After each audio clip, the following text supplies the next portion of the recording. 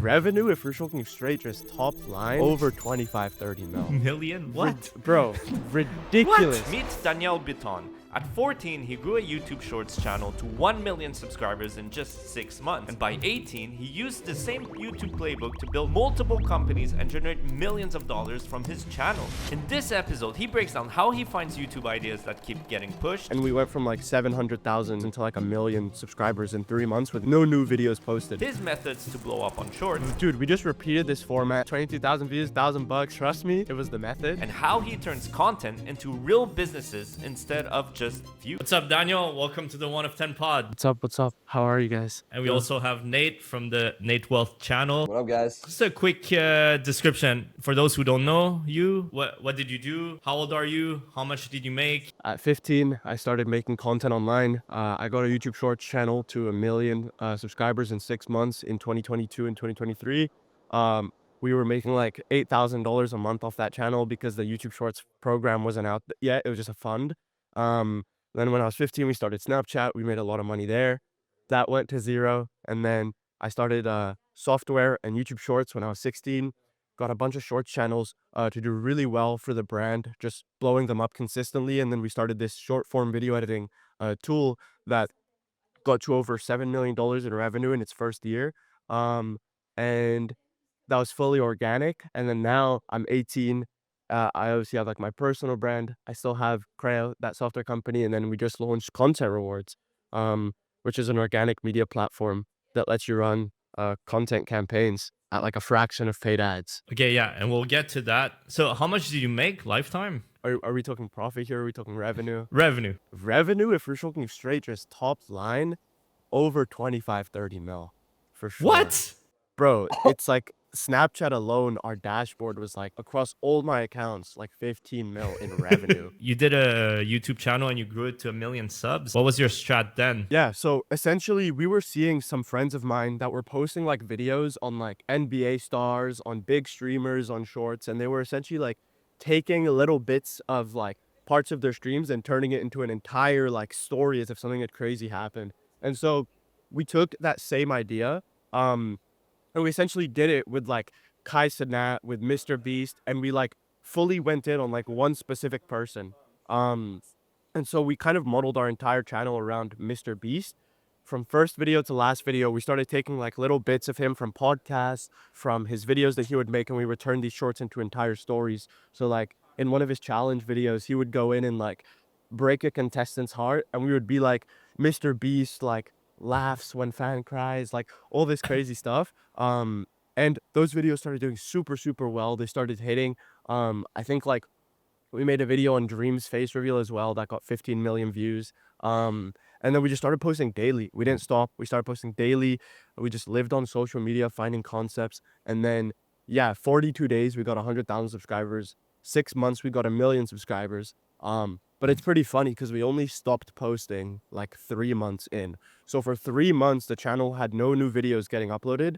And we went from like 700,000 or 600,000 to like 1 million subscribers in 3 months with no new videos posted. Just a quick mention, we recently released the best thumbnail generator in the world. It can create 12 realistic thumbnails in under 60 seconds using your channel's visual style and your actual face. And the best part is it does not look like AI. So for limited time only, you can try it for just $1 for the first month in the link below. Okay, and you were doing everything yourself at the time? Yeah, so it was just me and my business partner, Luke, at the time. We'd find the concepts, we'd ideate the script around them, we'd edit them, and this was just a daily routine of just finding video ideas and making content. It was just the two of us. Okay, so you're blowing that channel, and then what's next? How are you creating more channels after that? What's the plan there?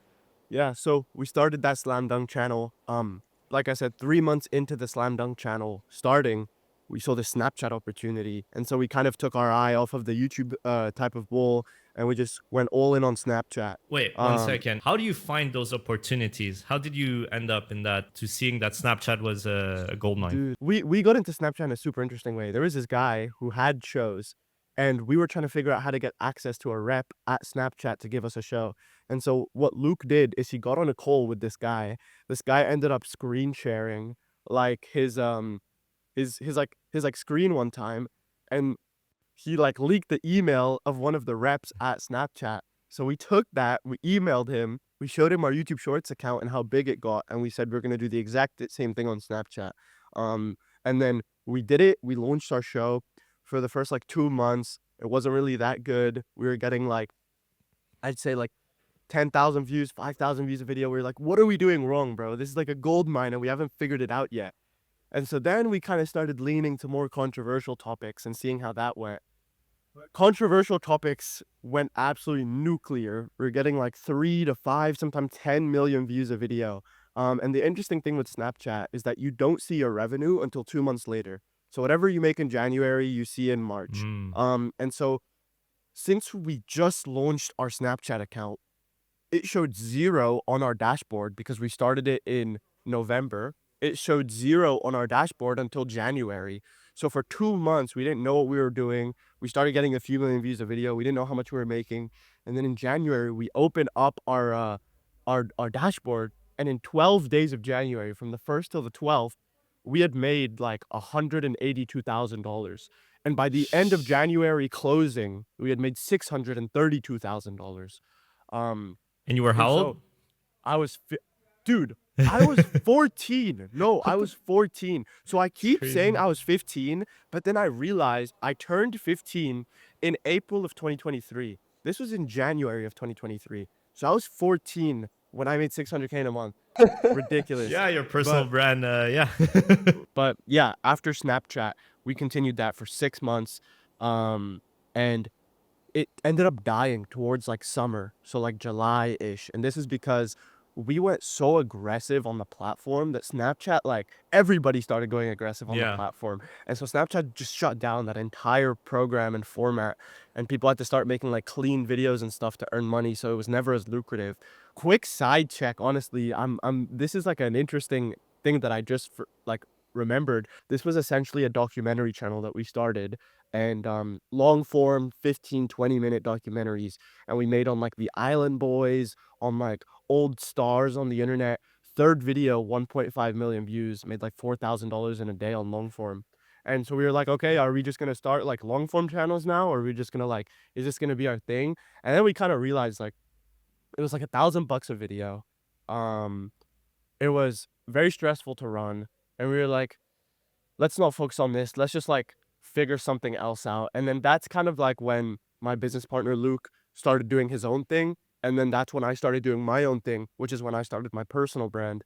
So I was like, yeah, let me run this personal brand. I think I can get my name out there, and I think this can turn into better opportunities. So I launched my first video, got like 500,000 views on the channel. That was pretty Yeah. cool. I went on a few podcasts. I timed the run super well. I was like, I'm gonna launch this podcast on this day, and I'm gonna post my YouTube video 2 weeks before this podcast goes out, Yeah. so I that think I when people remember go on that my time. channel, Yeah. yeah, and yeah, super well timed. The video got 500,000 views. The podcast got 500,000 views, and that catapulted me. Again, it's a lot of these things are like a recipe of really good timing and preparation. Luck has a lot to do with these things as well, but being aware of how to time opportunities, which is exactly when Crayo came into play. I had just finished doing Snapchat. My personal brand was just blowing up, and I was like, okay, I make short form videos. I did it at the biggest scale ever. Mm-hmm. Now let me make a tool from a point of authority for people to be able to make short form videos like this really quickly, and let me be the shovel in the gold rush. And so we created this short form tool called Crayo. Ridiculous growth. First month, we launched it, mind you, for the first year of Crayo, $0 in paid ad spend. So first month we launched it 50K. We're like, okay, this is like okay, but dude, let's like ramp this up. Second month, 120K. Third month, 600K. And that was just like, holy shit. Like, this isn't a Snapchat show anymore or content. This is like a software company with real value that people would put a multiplier on this for and acquire us. What was the profit margin for people? 85, 90%, bro.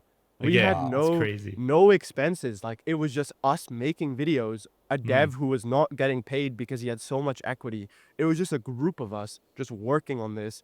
no salaries, just like, let's just put all the effort in, see how much this makes. For like a whole year, I blended my videos with Crayo, and we started finding creators, and I launched an email list for Crayo, and I ran a full faceless marketing method for this email list. I essentially went to like all the biggest business theme pages on Instagram, and I got them on retainers to put like comment CTAs in their videos. DM me the word shorts, DM me the word Crayo, and I'll send you like a free PDF on how to do it and how to use Crayo. And so I did this across like, How much would those cost, the monthly retainers, per size, let's say? so like for a creator that was getting like 20, 30 million views a month with like 20 to 30% USA demographics, we were paying like 2K a month.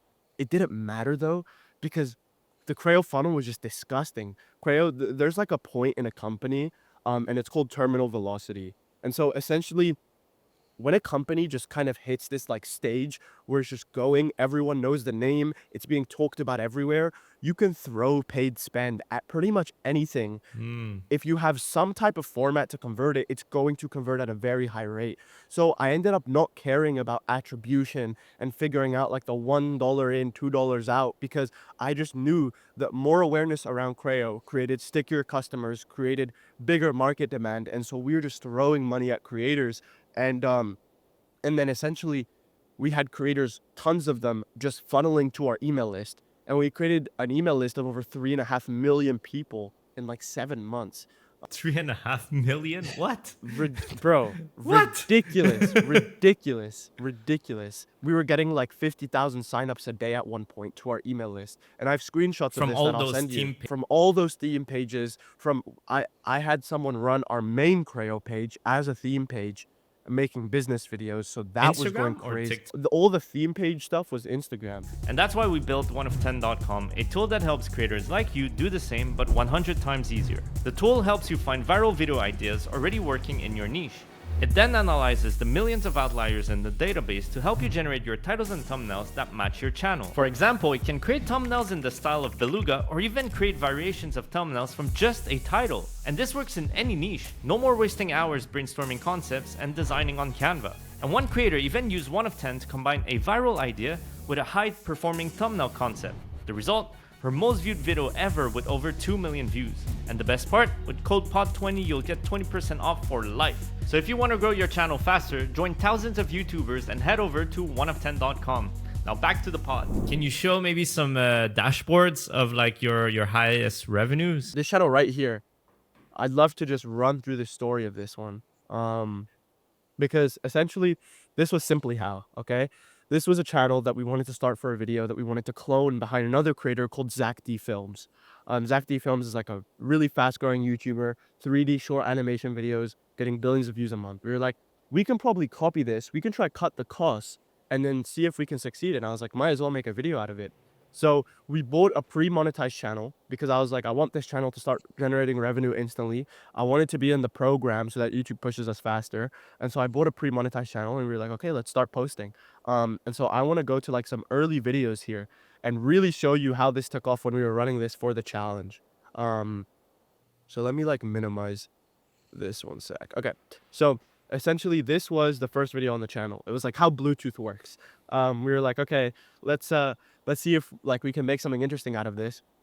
We made the video. I didn't do too well, as you can see, for like 20 days. But what's really interesting about shorts, which is why I really like shorts, is because when your channel gains momentum, almost every video starts blowing up. And you can see here, this video on like day 40 started getting traction, to 600,000 views.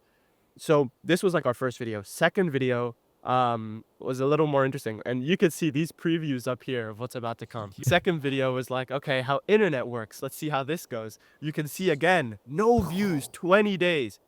Channel gains momentum, video starts doing well. And then if we go to the third video here, so I'm super proud about this video, because essentially I was like, okay, we need to find like a concept for this video that I think is like really gonna bang. So what I did is we went on like long form, and I only looked at long form, and I've been preaching this to this day. I think finding long form viral concepts and replicating them into shorts is like the cheat code to everything. And so I went and I found a video with like 20 million views called How Muscles Grow and How Muscles Work. And it was like a 15-minute explainer video that this like scientist, doctor, whatever made. And I was like, okay, let's steal this, make it shorter, make it much more visual, and make it for shorts. And we're like, yeah, let's do it. And you can see video for the first like 4 days didn't really do much. We were like, fuck, man. And then on like day 10, 15, 20, and then this just absolutely took off. Crazy. 100,000 subscribers. Not even the craziest retention, but the video was just so good. This made us over $2,000, which was fire, bro. They cost us like $100, bro, like $200. So Wow. it was like we got like a 10, 20x return on these videos. And it was for like a fun project. So this was like super cool. Next video over Wait, one here. second. Yeah. You mentioned that one hack is to see basically what has performed well in long form, so like outliers on long form, and then Yeah. repurposing them as shorts. Yeah. Can you tell more about that strat? I actually want to screen share this just to prove my point here. So if we go to share tab, do you guys see my screen? Yeah. Yeah. So if I go to like how muscles grow, there was this video that I found. It was this one. What makes muscles grow? 23 million views 10 years ago. Essentially, the niche behind Simply How was interesting facts that people may not know and giving them the understanding of it. And so, like, I was just thinking Nice. about shit, bro. We were just looking at science. We were looking at like body autonomy. We were looking at like all these different things. And I came across this video, 23 million views, 4 minutes. And I was like, okay, obviously people cared about this. Why did people care about this? And so I go down, and well, this is on my video actually, so it's kind of cooked. But essentially, I went through this video and I started seeing like all the visuals that they were using, and they were using like brain graphs and showing specific things about like muscles and like how the muscles are pulling. And so I was like, okay, evidently people like a visual or like a visualization of a concept like this. So let's make this for like a brain rot short form audience and go crazy with it. And we started doing this a lot more, and I'll show you the videos that we started doing this on. But we started doing this a lot more, which is why it started working really well. So this was actually the video that I took inspo off of. It's Interesting. actually cool Daniel, that I found it. can you also like just quickly explain, like, for people that don't know, like, what is outlier research? What are outliers? Why are they important? And then how do you find them? Just super quick, Yeah. 30 seconds. Yeah. So like outliers are just videos that perform better than the average video on that channel or the average video in that niche. There's a reason those videos tend to perform better, and that's what people have to like dissect. Is it the thumbnail? Is it the title? Is it actual what's in the concept? And so like that's what I look at when I see a video in a niche or a channel that tends to get 10,000 views and the video gets 1,000,000 views. It's like, okay, what was different about this one? What made it different? And then I just break it down in stages. Let me look at the packaging behind the video. So how did he wrap it? Was this different to the other ones? Okay, if this wasn't different, let me look at the concept. Was just a way better video? Was the concept more interesting? Did he have like a way he told the story in the video that made it more entertaining? And so I just like break down all of these things when I look at outliers, and then I apply them to my videos. And so Nice. that's just like a quick 30-second on outliers. But That's how yeah, you can use one-of-10.com. yeah, use one of 10. That's funny. I actually have like an affiliate code with you guys. I haven't redeemed my earnings yet though. Let me let's go to this. So this is the third video. So this video is super funny, super funny. So we were like, okay, this video obviously performed well. It was a basic like science explaining video. But we were like, why don't we try something different? Zach D Films, he doesn't do controversy. He's a very clean cut vanilla guy. We were like, we don't care about controversy. We'll just do it, right? So we were like, why don't we test it out and see if like this is a niche that we might be able to carve in this industry? And so we were like, let's think. And I'll show you another video later that's ridiculous. I don't know why I'm not canceled for it. But this video is why Asian people have small eyes. And we were like, okay, Asian people are known to have like different eye shapes than other people. Let's explain it in like an actual scientific explaining type of way, but let's package it in like a crazy way. And so like I'd love to show and play this video.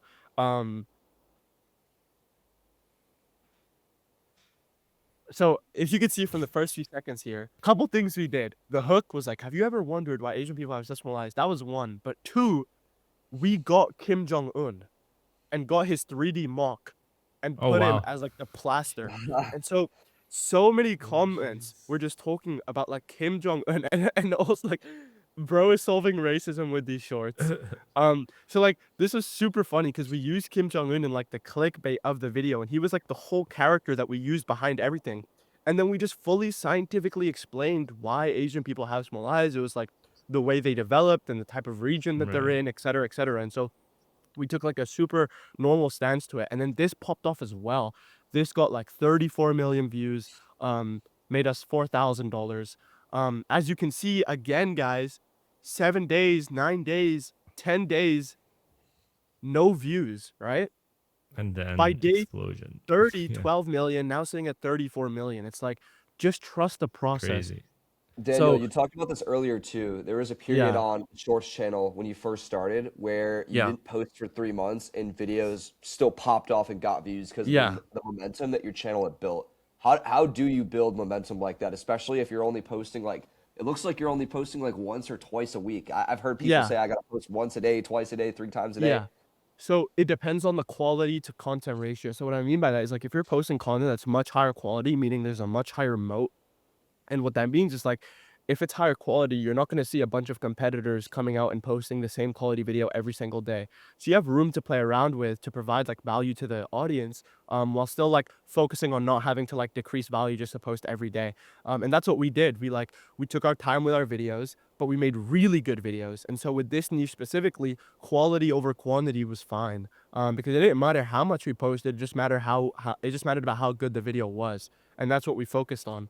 And so these videos are really good, and that's what we focused on. And so it was super fun because yeah, like you were mentioning, um, momentum is built off of videos that do well and like how much traction is gaining around the channel. You could see from these videos, traction was there. We weren't posting consistently, but we didn't have to because the videos went so individually viral because they were so good.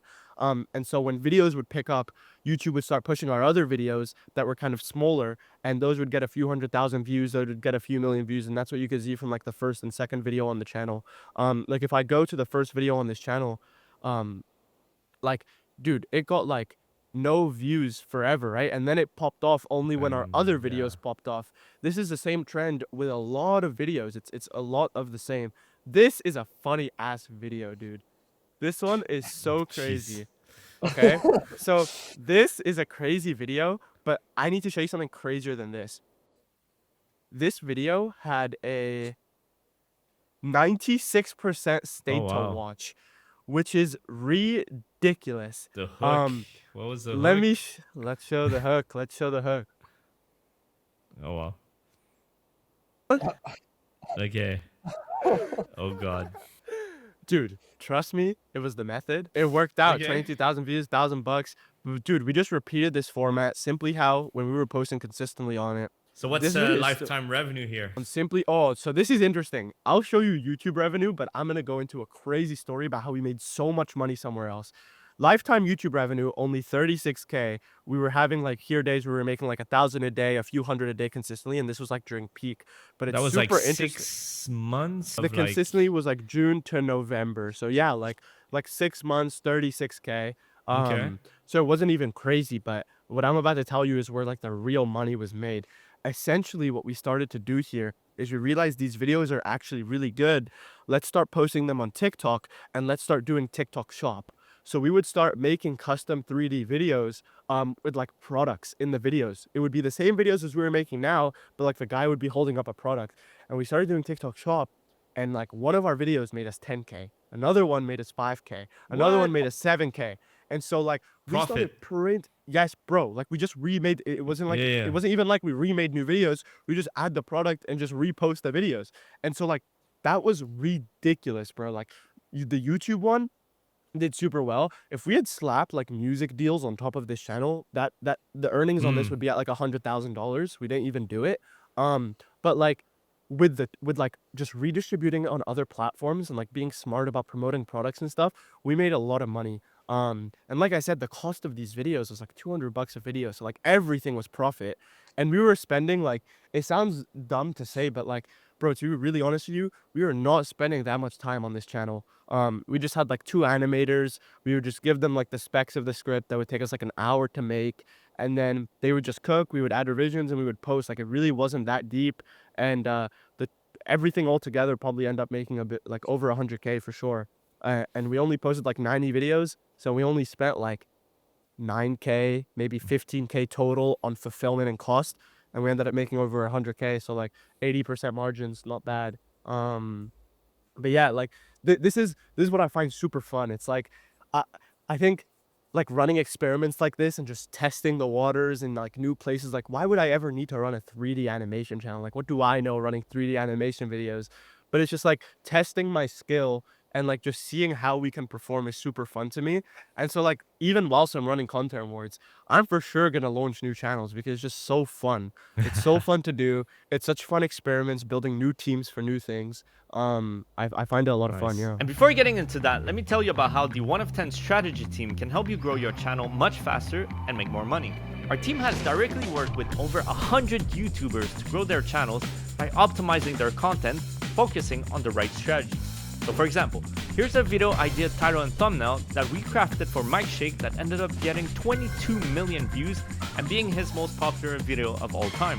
Another example is the content strategy we built for Callaway, helping him go from 0 to 70,000 subscribers and grow a 6-figure business on top of that. And those are only just 2 of many creators the team has worked with in the past 6 years. So if you're ready to take your channel to the next level in the next 90 days with daily support, video reviews, winning ideas, titles, and thumbnails, and even 2 calls per month to answer all your questions, head over to oneofthen.com/strategy to book a call. Can you tell everyone how you got started to start content rewards? Funny story. So we were building a company called Clipper. It was a platform that essentially did the exact same thing Content Awards does, right? All in one platform. And essentially, um, we were like building it whilst we had Crayo, so it was taking a lot of time, and it was like, it was just a lot of time wasted on not shipping as fast as we could have. And then in December or January of this year, WAP launched Content Rewards, which was this exact same platform. There's campaigns, there's creators, there's brands, and it's on CPM. CPM campaigns, meaning you pay $1 per 1,000 views to the creators, and they get paid on performance and make videos according to what you want them to do. And really, I was like, damn, bro, like WAP launched this. We're building this right now. This is like annoying. Now we're gonna have to compete with WAP. And then we were building this. WAP kept coming to us, and they're like, yo, we really want to work together. And I was like, yeah, we're building this though, and like I don't know. They knew you And were so building that when they were yeah, reaching out they to you? completely Okay, knew. okay. They completely Okay, knew okay. because I was at the WAP office in 2024, and we were talking to them about this, and so they knew everything. Yeah, yeah, And yeah.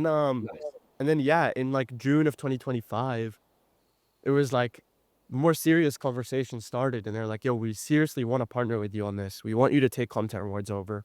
We think you have a very good vision for this company and how it could go, and we want to focus on like the main WAP ecosystem and help you in any way you can with Content Rewards, and we want to partner with you on this to get this to $1 billion. And so I was like, let's do it. Like let's do it. Everything was perfect. I was super aligned to build something like this. I had Crayo, everything was in perfect position. And so in June, took over Content Words entirely, started building this. Took a lot longer than expected to build this. It took like 6 months. One thing I always wonder about these types of ad campaigns was they're often low quality content, right? So how do you manage that it stays high quality moving Yeah, I mean, forward? I only think it's low quality content if the precedent that you set on your campaign is low quality content. And so what I mean is the way we've structured Content Awards is when you launch a campaign, you set your requirements for your campaign, you set the narrative, you set the quality standard that you want to have. And if videos get posted and don't meet that standard, they don't get approved and they don't get Perfect. paid. And so all of really big brands, like we've had Ryan Serhant launch campaigns with us for his Netflix show. We had F1 launch for F1 Vegas. We had 11 Labs just launch a campaign with us. And these are billion-dollar Fortune 500s launching campaigns with us because they're essentially realizing that you can now control your narrative and spend as much as you want whilst controlling your narrative.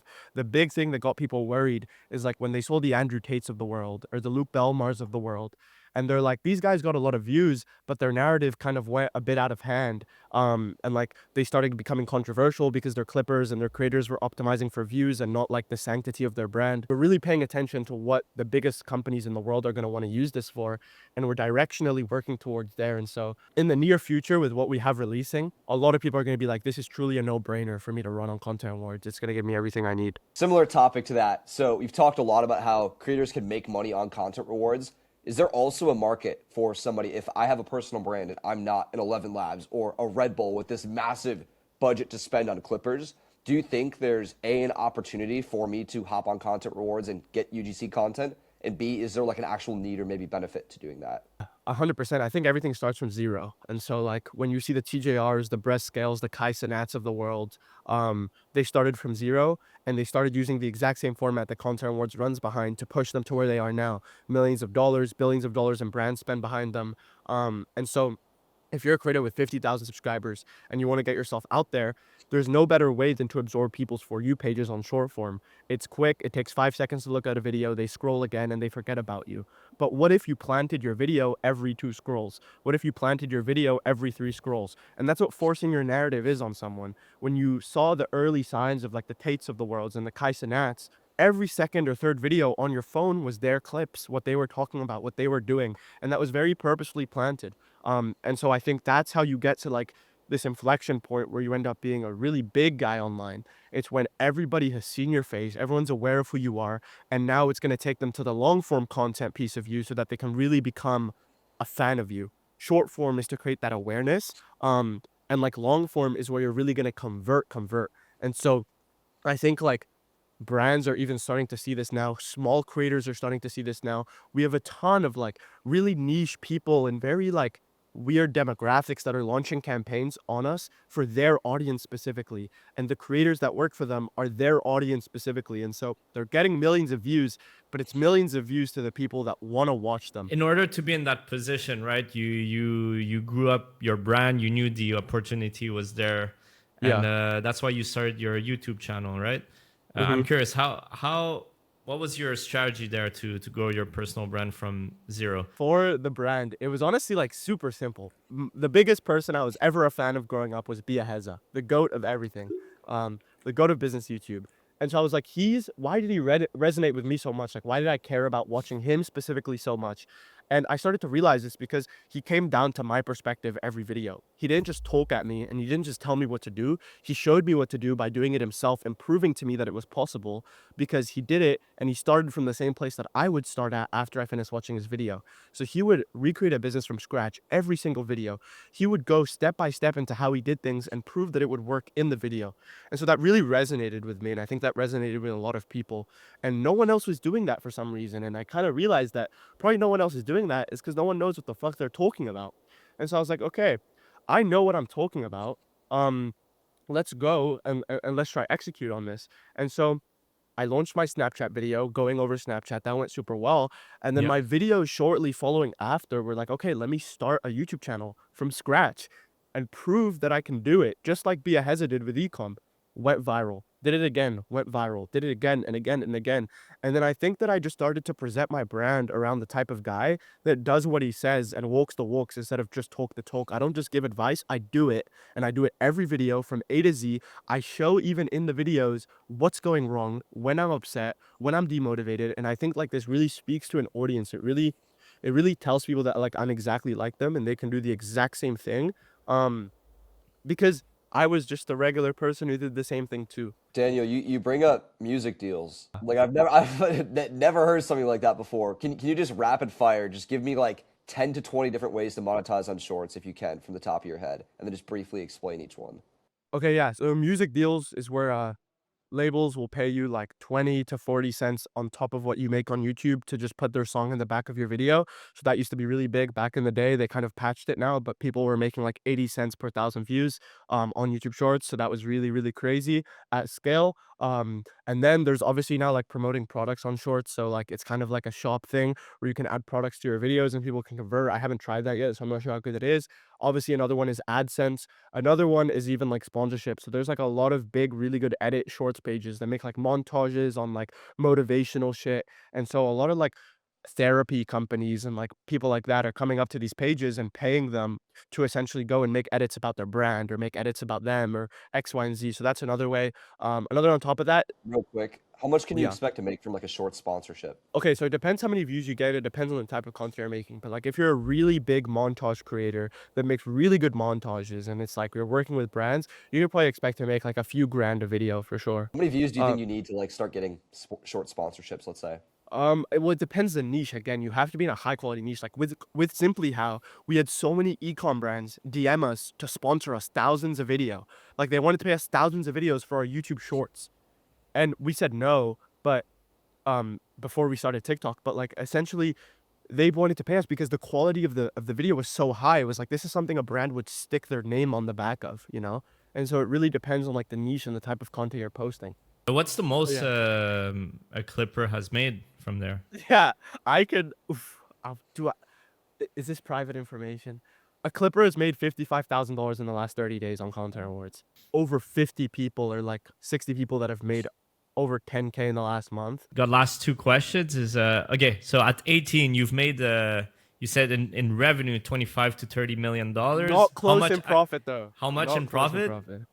Okay, in profit that I've kept, I've definitely taken home like over $10 million. Damn. Okay, that's crazy. Yeah. That's crazy. Damn. That is insane. How does it feel at 18 to have made that? It doesn't feel good, brother. It does not feel good. I should have 100 mil right now. Which Yeah, is where it's you're like, going with content rewards. hopefully, but Um, like one thing I just kind of understood is like you make the money and then what? It's like it's really not about the money anymore because there's always a bigger step. Like for example, in Content Awards, I've put in over $700,000 of my own money building this. oh Um, wow. Okay. and so like I'm like I'm willing to go to zero as many times as possible. Like I do not care to go to zero. I will go to zero tomorrow. I will drop $3 million on a stupid play tomorrow if I think there's a chance of it winning. I have like a super high risk tolerance, and I think that's what makes it like success at a way higher rate. It's like I don't care to take risks because if you're truly confident in the fact that if everything were to go to shit and you could come back in a month or two from now and make 10K a month, who cares? Because you can always come back to making like an okay amount that you can live your life with. Daniel, I heard in your most recent video that just dropped, great video by the way. You're losing over $500,000 a month. Talk to me about that. How is that Yeah. okay? Like how are you not Yeah. just like panicking and like changing everything you're doing right now? That was okay, so that was definitely kind of metaphorical. I'm definitely losing a few hundred K a month because I've spent like over 700K in 6 months to build this. So like I said, dude, I don't care. Like I don't care because it's gonna work out or it's not. And if it doesn't work out, I'll figure something else out to make money. And if it does work out, then I've just ended up making something that I thought was achievable. And like I'm super like I really enjoy doing what I do. Like I really like it. Like I wake up every day super excited. And I think like if that's what I'm doing, then that's all that matters. You know what I'm trying to say? Like I'm just excited to do Yeah. what I want to do. On that topic, we're both young. I've gotten a lot of pressure from family and friends to just focus on work-life balance. I'm sure you've gotten the exact same thing. What are your views on work-life balance? Do you think it's real? Work-life balance is for the weak and unsuccessful. I think if you're really gonna make it, there's gonna be someone who doesn't have work-life balance, and so you're never gonna compete, right? I don't have work-life balance, so if someone's competing against me with work-life balance, it's over. You're done.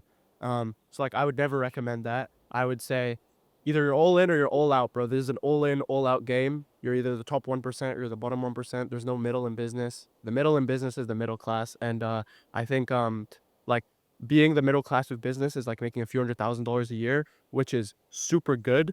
But everyone who's making a few $100,000 a year in business aspires to make millions of dollars a year. And so as long as you have that like aspiration to making that amount, I think you're chilling. Nice. All right. Last question is it all started with YouTube Shorts, right? So let's say now someone wants to start YouTube Shorts. What's your advice?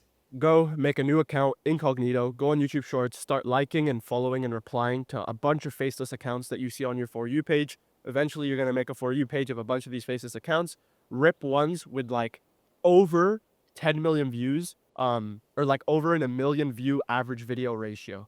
So if a channel has over 1 million views on average and they're under 20 videos, that's a really good niche that you should hop on, start making videos like that, start recreating their videos, figure out how they edit, subtitle, text, scripts, ideas, try to get 1% better in every single way. If they're only doing white text, try to do green text in certain areas. If they're doing montages in a weird way, try to make your montages better. If they cut in like not a fast-paced way, try to cut more fast-paced. If their clips are in 720p, make yours 1080p. Just add 1% an improvement to every section that you can find in your competitors' videos. Post consistently, post every day. Eventually, it's going to work.